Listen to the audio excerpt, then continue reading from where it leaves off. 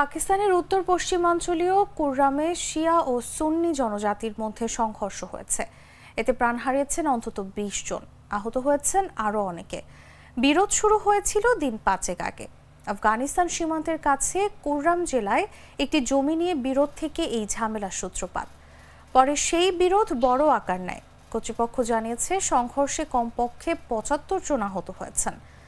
নাম প্রকাশে অনিচ্ছুক কুররামের এক উচ্চ পদস্থ প্রশাসনিক কর্মকর্তা বলেছেন, প্রচুর বাড়িঘর ক্ষতিগ্রস্ত হয়েছে।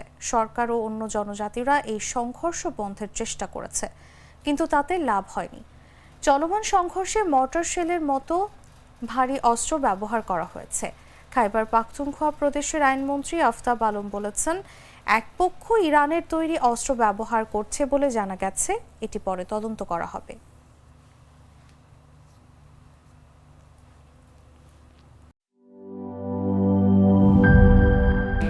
স্যার, আমাদের নতুন প্রোডাক্ট সিক্সার্স দেখতে তো ভালো, খেতেও ভালো। তুমি একটু বেশিই বলো। জানি স্যার, বিশ্বাস করবেন না, তাই সুপার স্লো মোশন ক্যামেরা নিয়ে এসেছি। দেখেন স্যার, চকলেট পিনাট ক্যারামেল ও নোগাটের দারুণ কম্বিনেশন এলো সিক্সার্স চকলেট কোটেড বার। পুরোটা এনার্জি।